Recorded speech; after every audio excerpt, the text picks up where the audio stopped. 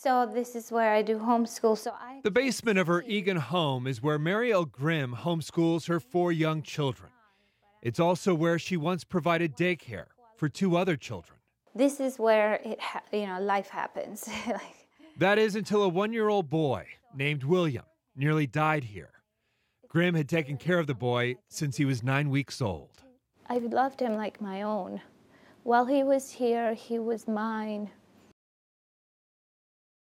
It was almost a year ago to the day Grimm was changing William's diaper on the floor when she says he suddenly had some kind of seizure.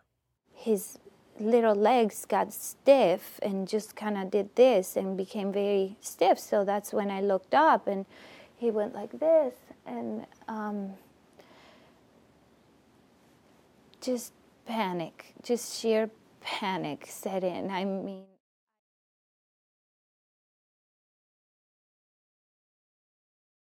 according to the police report, there was no sign of trauma. At the hospital, doctors removed part of the boy's skull to relieve the pressure. Dr. Mark Hudson, a board-certified expert in child abuse, said the boy was not expected to survive longer than a week. The injuries caused by possible shaking or traumatic fall. William did, in fact, survive, but is expected to suffer lifelong disabilities. So we're all just left with so many questions as to what happened, but I know nothing happened here. I know, like, he was never alone with my kids. There was not like an accident of any kind because I was watching him and he slept most of the day. I know they happened at home. Yes, at his home. The boy's parents told police their son had bonked his head at home 3 times the day before, including when he fell and hit the back of his head on a wood floor. At Mariel Grimm's trial in July, expert witnesses couldn't say exactly how the injury occurred and disagreed on when. Dr. Donald Chadwick, a pediatric neurologist, said CT scans show the injury was mostly on the left side of the brain, unusual in a shaken baby case, and may have happened before the child reached daycare. But Dr. Mark Hudson testified the symptoms would have been apparent immediately after he suffered head trauma, after he had been dropped off at daycare. Dr. Hudson also said such head trauma from a short fall was exceedingly unlikely. A jury found Mariel Grimm guilty of first-degree assault. I know the character of my wife, and I know that she would never do something like this. She would never harm a child.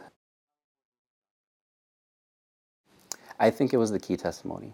Dr. Hudson's the director of the Midwest Children's Resource Center of Children's Hospital, which specializes in child abuse, and he's become the go-to expert for police and prosecutors. Dr. Hudson did not respond to a request for comment. There have been questions about his cases before. So I held him in my hands and I was like leaning on the wall and I bent down and my sister Sierra was behind me and I told her to go call 911 and I breathed in his mouth and rubbed on his chest and he was like, ah! Last year, the Fox 9 investigators introduced you to Declare Tripp and her son Zakaria. Dr. Hudson said the boy was also violently shaken. His mother is still fighting for custody. Which my son was not abused. And that's what I know. I know he was not left unattended for him to get abused. I know that. She had fallen and hit her head on the end table, right next to our couch. You didn't think that bump was that big a deal when it happened? No, I didn't. Or I would have took her to the doctor. And it was Dr. Hudson's diagnosis for Sherry and Rick Smith's daughter, Mariah, who was only 9 months old at the time. After $15,000 in legal fees and passing a lie detector test, the Smiths' case was quietly dropped. He said that she had that subdural hematoma and that he was going to have an eye specialist come in and look in her eyes. To see if there was retinal hemorrhaging? Yes. Those are the classic symptoms used to diagnose shaken baby syndrome, or as it's now called, abusive head trauma. Subdural hematoma, when blood fills the space between the brain and skull. Cerebral edema, the swelling of the brain. And retinal hemorrhage, bleeding in the back of the eye. In William's case, there was no evidence of retinal hemorrhaging. If you don't need evidence of injury to accuse, then how do you defend yourself? There's now a growing chorus of forensic pathologists who are questioning the diagnosis of shaken baby syndrome. I've seen so many families disrupted, ruined, destroyed by what I consider to be false accusations. New research has found a wide variety of possible causes for those same three symptoms, like accidental trauma, congenital malformations, metabolic disorders, birth defects, and on and on. Biomechanics is adding to the skepticism.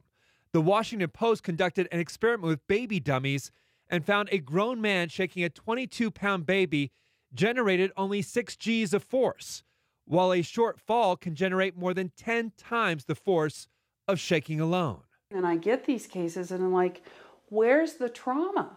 Even detectives admit Mariel Grimm hasn't changed her story. The case against her, almost entirely circumstantial. When she's sentenced, she'll be looking at 8 years in prison.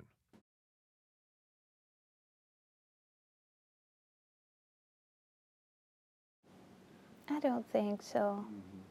He just jumped to the quickest, easiest conclusion and just on to his next case. The defense is asking the verdict to be set aside and Grimm given a new trial, arguing the evidence was not established to, quote, a reasonable degree of medical certainty. More than 50 people have written letters of support for Mariel Grimm. She will be sentenced on Thursday for first-degree assault and is looking at 6 to 8 years in prison. For the Fox 9 investigators, I'm Tom Lydon.